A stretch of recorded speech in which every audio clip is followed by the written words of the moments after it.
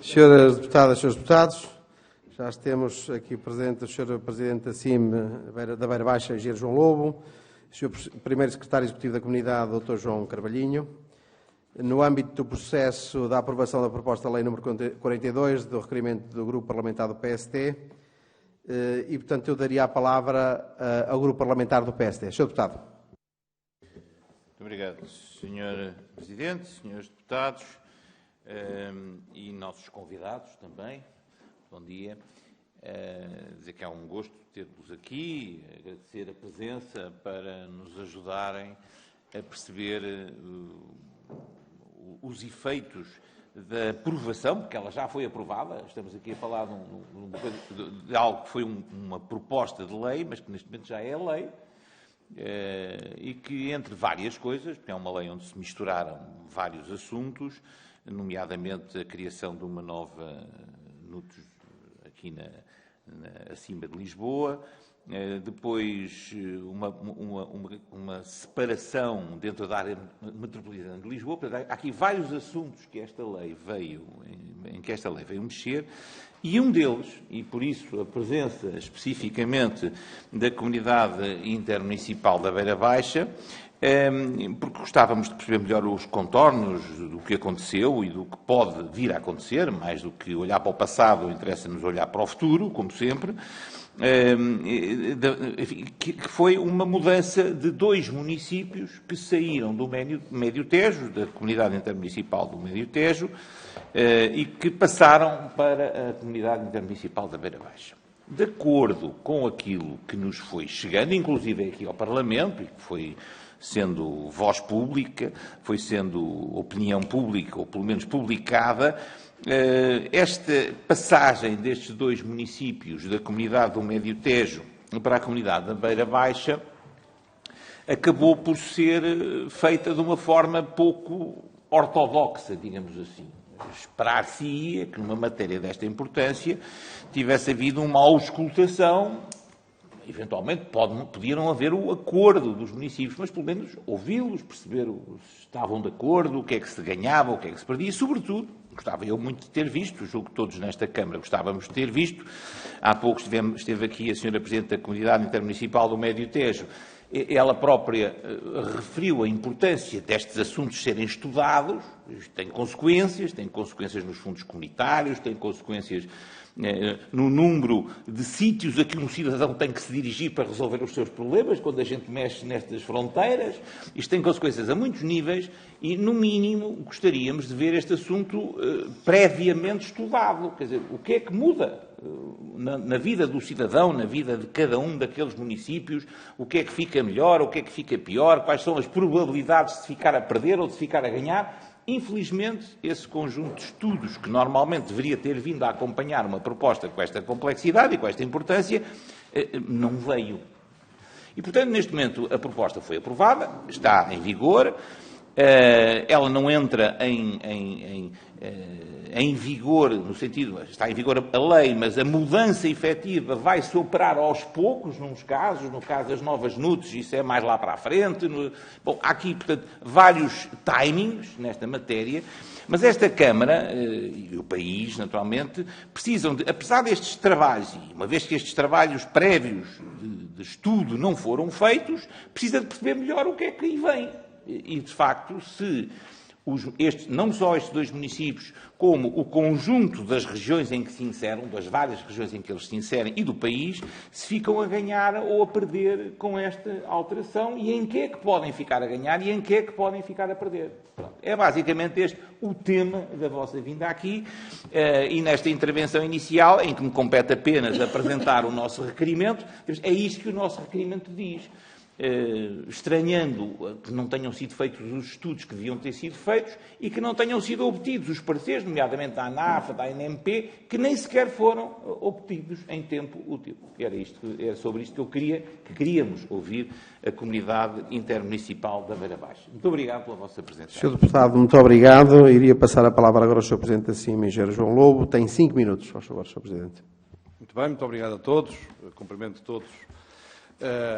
E, evidentemente, que, antes de mais, há uma alegria aqui estar, porque os autarcas, quando vêm à Assembleia da República e às comissões, que traduzem com certeza aquilo que é um conhecimento factual do território, e já lá vamos. Eu, relativamente às questões que colocou, e que tem a ver o que é que, e pego na última fase, o que é que ganha, o que é que perde o território com esta alteração, e sobre o processo de alteração e os estudos que estiveram ou não subjacentes à sua realização, dar só duas notas prévias rápidas, que são importantes até para o histórico e para aquilo que tem a ver, de facto, com o planeamento territorial do país, penso eu. E isso traduz-se, como todos sabem, naquilo que foi a alteração e a extinção ao tempo lá atrás dos governos civis e depois na lei que subjacente veio traduzir a nova reorganização administrativa e geográfica do território.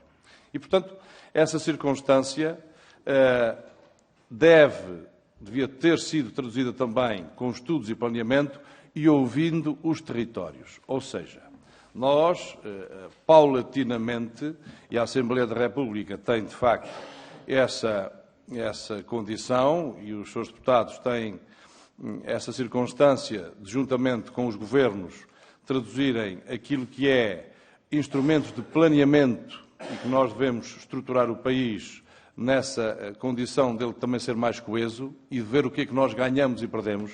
E essa é, de facto, uma questão importante, o que é que ganha ou perde os territórios com as alterações do ponto de vista da sua escala e da sua articulação, sendo o objetivo central, como todos, e acho que é comum a todos, não tenho dúvidas sobre isso, que é que contribua para os cidadãos e para o desenvolvimento do território, desse espaço territorial onde os cidadãos habitam, resistem e querem, de facto, ali permanecer e fazer as suas vidas. Bem, dito isto, evidentemente que houve esta transição desde essa altura, portanto, com a reorganização administrativa do território, desde a extinção dos governos civis, como eu disse há pouco, e traduzindo depois a Lei 75 de 2013, que traduziu as agregações e a nova forma também das NUTs. Eu próprio, enquanto agora Presidente da Comunidade Intermunicipal, mas numa fase anterior, tinha já afirmado a necessidade da Comunidade Intermunicipal da Beira Baixa, e agora estamos a falar só da Beira Baixa, de traduzir aquilo que seria o seu domínio do ponto de vista ao nível do distrito. Ou seja, evidentemente, Sertã e Vila de Rei faziam parte, bem como a Norte, Belmonte, Covilhã e Fundão. No universo, depois, dos outros 6 municípios que integram a Comunidade Intermunicipal da Beira Baixa hoje, Castelo Branco, Oleiros, Penamacor, Vila Velha de Ródão, Proença Nova e Danha Nova. E, portanto, e porquê? Porque, do ponto de vista de serviços, eles estavam naturalmente, e os seus cidadãos, completamente familiarizados com a mobilidade destes serviços, na forma como o faziam, e estruturadamente, do ponto de vista até cultural e histórico, essa situação era natural. Isso foi, de facto, lá atrás no tempo também cortado, e agora esta lei, o que veio traduzir, não por necessidade da Comunidade Intermunicipal da Beira Baixa, relativamente àquilo que eu disse, mas de facto para a criação de uma nova NUT 2, que depois foi quem despolutou esta circunstância na zona do Oeste e a Península de Setúbal para a reorganização. Assim sendo, e com isso em cima da mesa, traduziu-se de facto que toda a zona centro e na região plano da NUT 2, nós, Sertã e Vila de Rei, neste caso específico, mostraram sempre a condição de quererem ficar na região centro e, portanto, depois não sofrerem migração para Lisboa e Val do Tejo. Ora bem, e, portanto, nessa circunstância, o território tem esta afinidade do ponto de vista da região da NUT 2, na NUT 3 e no que diz respeito à Comunidade Intermunicipal da Beira Baixa, como eu disse, a escala ter aumentado. E, portanto, aqui há um ganho. Ou seja, há um ganho do ponto de vista daquilo que é, acima da Beira Baixa, ter incluído 2 outros municípios, coisa diferente é a estrutura e o planeamento que levam a que isto depois se traduza no território relativamente àquilo que é Presidente, a sua funcionalidade. sim, estamos a terminar o tempo. Muito bem. Pronto, e exatamente sobre essa circunstância, traduzir que ganhamos, de facto, 2 municípios que têm essa relação com a Beira Baixa e, portanto, do ponto de vista organizacional, é um ganho. Muito obrigado, Sr. Presidente. Agora passava a palavra ao Grupo Parlamentar do PS, na pessoa do Sr. Deputado Tiago Monteiro, para 3 minutos de intervenção.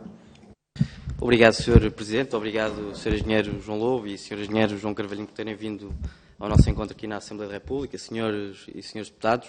Bom, de facto, neste tipo de situações importa começarmos pelo início. O início foi a desastrosa Lei 75/2013, que veio desmembrar os distritos e que não calculou devidamente aquilo que foram algumas passagens para as NUTs 3. Desse ponto de vista, esta legislação veio corrigir aqui algumas assimetrias e, enfim, dar aqui um elan positivo para que, de facto, estes municípios possam novamente adquirir alguns direitos. Relativamente à Sertã e Vila de Rei, que é o assunto que nos traz aqui muito em particular nesta audição.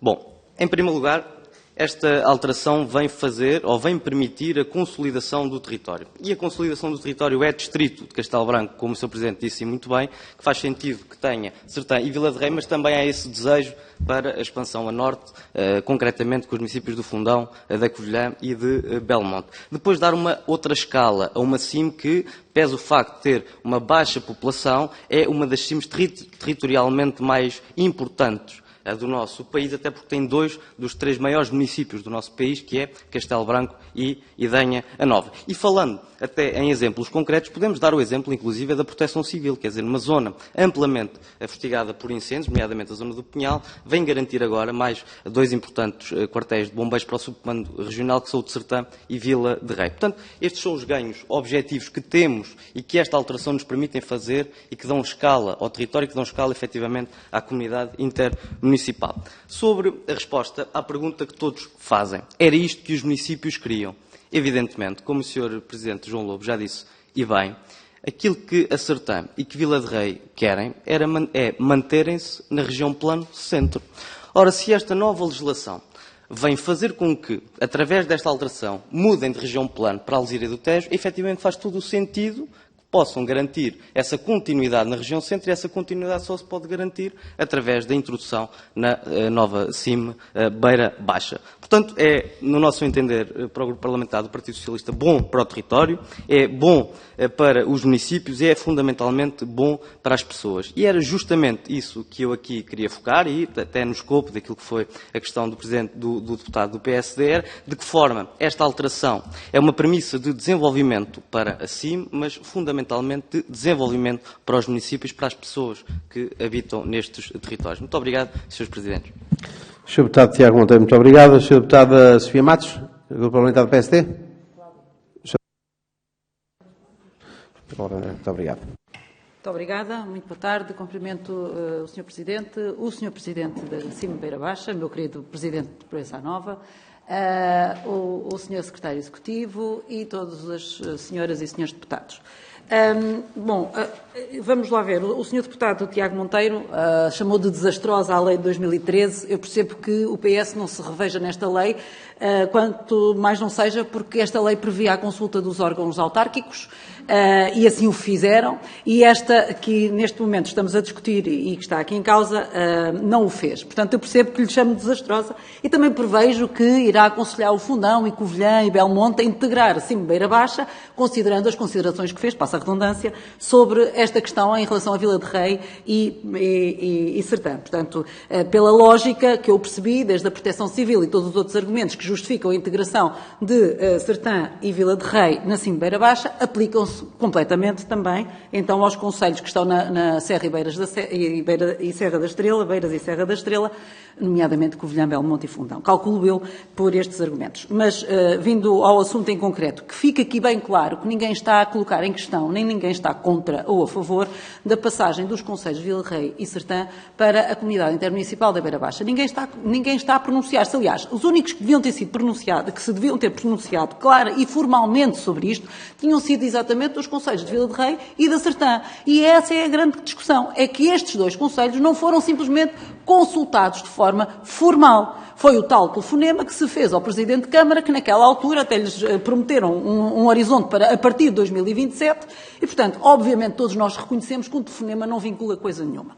E por isso, até porque, como já percebemos, há aqui uma série de problemas que estão a surgir com a aplicação desta lei que não estiveram acautelados e por isso eles estão a surgir. Nomeadamente, e as considerações que o Conselho de Vila de Rei nos fez chegar sobre esta abrupta transferência, levanta questões como sobre, além de não ter havido auscultação, e põe-no por escrito e mandaram à Assembleia da República, portanto, é algo que não está sequer em dúvida, em que Vila de Rei o põe por escrito dizendo que não teve qualquer auscultação, desculpem lá, sobre este assunto. Também está em causa a questão da gestão do benefício de programas de apoio no desenvolvimento regional e toda a estratégia que o município de Vila de Rei e Sertã já têm previstas e traçadas e definidas no horizonte 2030 na comunidade intermunicipal do Médio Tejo. E, portanto, estas são as grandes questões. Há programas intermunicipais que uma sim tem e a outra não tem e vice-versa. E, por isso, daqui advêm as questões que tenho para o Sr. Presidente João Lobo. Quantas reuniões, Sr. Presidente, foram realizadas entre o Governo, entre a tutela e a CIM Beira Baixa para preparar a aplicação desta lei? Segunda questão, que orientações tem a CIM Beira Baixa para as transferências de projetos, tanto em financiamento como nos projetos dos mesmos, entre os concelhos de Vila de Rei e Sertã e a sua passagem?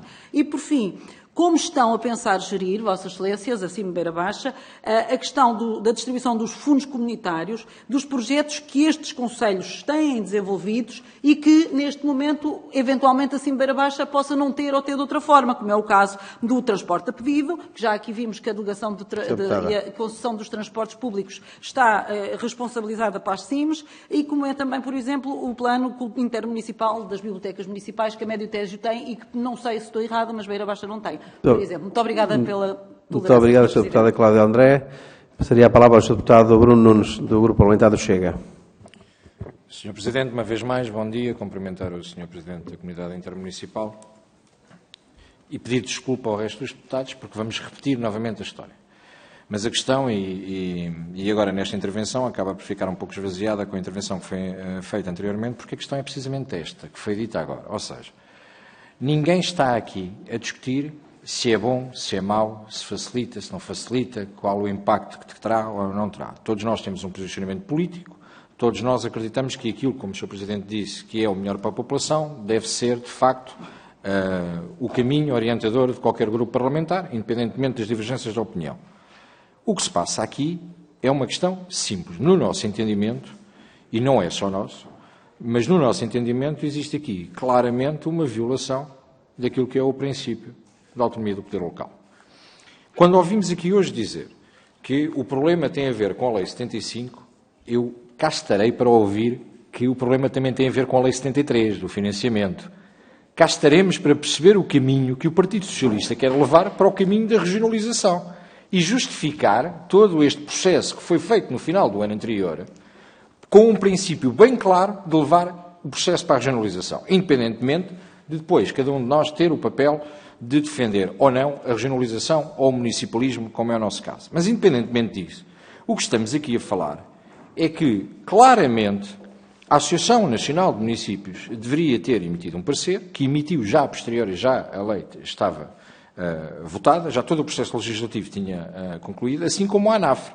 Portanto, a primeira pergunta que lhe deixo é clara, até porque na audição anterior depois tive que perguntar novamente no final, e por isso agradecia mesmo a resposta, é se foi ou não foi a CIM ou os municípios auscultados pela Associação Nacional de Municípios com o objetivo da Associação Nacional de Municípios emitir o parecer que deveria ter feito. Claramente, foi ou não foi? Depois, se concordamos que esteja numa CIM, que esteja noutra CIM, isso é outra questão. O princípio que estamos aqui a defender é que, eventualmente, e esperemos que não, eventualmente poderemos ter feito uma lei que foi com a concordância de todos, porque todos os partidos tiveram o sentido de responsabilidade, todos, de forma transversal, de perceber que caso não corrigíssemos e não dessemos a mão ao erro que o Governo tinha cometido, colocaríamos em causa o financiamento das regiões e os fundos que poderiam daí vir.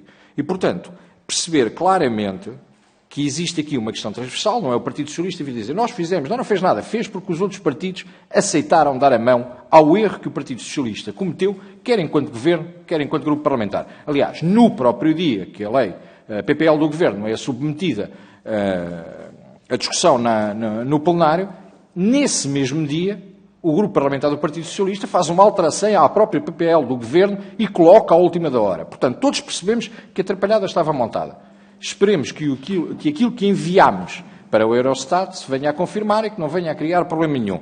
Agora, todos percebemos também, e aqui gostava também de saber a sua opinião, se é verdade aquilo que se diz, porque acabámos de ouvir agora pelo Grupo Parlamentar do Partido Socialista que Vila de Rei estava felicíssima com aquilo que está a acontecer. Mas todos nós recebemos um e-mail de Vila de Rei a dizer que se sente de veras incomodada com o facto de nem sequer ter sido auscultada a sua opinião. Por isso, para concluir, essencialmente são estas duas perguntas que lhe fiz. Muito obrigado. Sr. Deputado Bruno, muito obrigado. Daria a palavra agora ao Sr. Presidente da Beira Baixa, Engenheiro João Lobo. Tem 9 minutos. Muito obrigado. Então, muito rapidamente, dentro do espaço de tempo que me é dedicado, começar aqui relativamente à deputada Cláudia André sobre, objetivamente, as perguntas que formalizaram. Quantas reuniões é que a tutela teve com o CIM da Beira Baixa? A tutela teve 2 reuniões com o CIM da Beira Baixa na fase posterior à decisão e, portanto, relativamente àquilo que tem a ver com a indicação deste regime. Como é que ou como é que está organizada a distribuição de fundos? Foi dada a condição das autarquias, quer de Sertã, quer de Vila de Rei, de fazerem a transição de acordo com aquilo que decidissem e, portanto, tendo a Sertã traduzido a vontade de já nos fundos, neste novo quadro de financiamento de Portugal 2030, ser realizado no plano estratégico da CIM da Beira Baixa, e a posição diferente teve a Câmara de Vila de Rei, relativamente àquilo que é manter-se neste quadro de financiamento 2030 no Médio Tejo.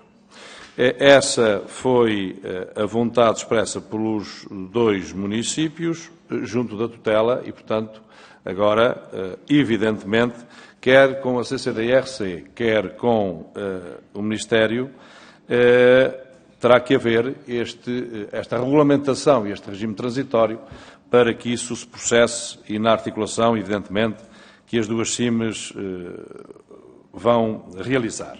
Depois, a questão da mobilidade e daquilo que tem a ver com os sistemas que estão hoje já traduzidos em concurso e que vão entrar em ação. A Comunidade Intermunicipal do Médio Tejo tem um concurso para a mobilidade e, além do transporte flexível e a pedido, que já está em funcionamento, que tem uma duração de 8 anos, portanto, ele manter-se-á. A articulação que foi feita, quer com a Comunidade Intermunicipal da Beira Baixa, quer com o Médio Tejo, para tudo o que tem a ver com o transporte interregional e intermunicipal, está articulado nas duas CIMs, sendo que, por exemplo, no caso da CIM da Beira Baixa, vai-se traduzir num concurso que já recebeu o parecer favorável da AMT e, portanto, vai para Vice-Tribunal de Contas e este ano, 2023, será lançado a concurso. Mas isso não interfere porque já não interferia. Isto já não era um problema relativamente a essa circunstância, porque, evidentemente, que a mobilidade e com a proximidade dos territórios, ela tinha que ser realizada como ponto fulcral. E, portanto, essa situação ultrapassa-se relativamente a essa articulação entre os 2 concursos que estão em cima da mesa. Do ponto de vista daquilo que é depois a circunstância da pergunta do Grupo Parlamentar do Chega, se fomos auscultados pela Associação Nacional de Municípios, fomos questionados e houve uma resposta do ponto de vista da CIM, uma posição da CIM relativamente àquilo que era este propósito. Posição da Câmara de Vila de Rei, que também referiu naquilo que tem a ver com a circunstância de se estavam muito felizes ou não com esta circunstância de mudarem da CIM. Evidentemente, a Câmara de Vila de Rei nunca mostrou dificuldade em ingressar na CIM da Beira Baixa. O que preocupa naquilo que foi sempre a posição da Câmara de Vila de Rei e acautelada por nós, relativamente às reuniões que fomos mantendo sempre com as duas autarquias, no sentido de acautelar quer as posições das duas autarquias, Sertã e Vila de Rei, mas não fragilizando a posição dos outros municípios, legitimamente, quer dos que constituem Médio Tejo, quer constituem a Beira Baixa, no sentido de depois, na revisão dos pactos e na contratualização do novo pacto, não termos aqui problemas em que isto servisse eventualmente daqui de algum reacerto nessa circunstância e, portanto, não ficando nenhum dos territórios fragilizados relativamente àquilo que são as suas legítimas expectativas do ponto de vista da contratação do novo quadro de financiamento. Mas Vila de Rei nunca demonstrou que não queria vir. Atenção, também fico explícito. O que colocou sempre foi como é que nós acautelamos a nossa posição enquanto município relativamente à circunstância de termos projetos que estão a andar e vão continuar a andar dentro do quadro de financiamento da Médio Tejo para o Portugal 2020, que está agora a encerrar este ano, e aquilo que vai ser o novo Horizonte 2030 com essa circunstância. A tutela, quanto eu sei, e das reuniões que fomos tendo, foi aberta essa possibilidade, portanto, de traduzir essa manutenção para fundos de Vila de Rei, foi manifestado essa vontade e, nessa circunstância, acautelada, desde logo, essa condição. E, portanto, coisa diferente, eu tenho 9 minutos, estão ali 5h36, não quer dizer que os tenha que exercer todos, mas só para dar aqui ênfase relativamente àquilo que eu referi na primeira intervenção. E que é importante, e que mesmo este assunto sirva de forma pragmática, coerente, para a Assembleia da República, aqueles que devem, de facto, estruturadamente planear o país, juntamente com os vários níveis orgânicos do Estado, que qualquer alteração do ponto de vista que tem a ver com a escala geográfica seja traduzida e seja, de facto, exercida numa relação próxima com os agentes do território. Evidentemente que os municípios são aqueles, e não estou aqui a pôr em bicos de pés, mas são com certeza aqueles que conhecem com maior profundidade e com maior proximidade as dinâmicas, sejam elas sociais, económicas, aquilo que queremos impregnar no território. E essa circunstância deve ser, de facto, uma articulação plena entre a tutela, com certeza que sim, entre os vários organismos de planeamento que o Estado tem, e depois de uma discussão rápida, mas assertiva, daquilo que são os modelos para esse mesmo planeamento.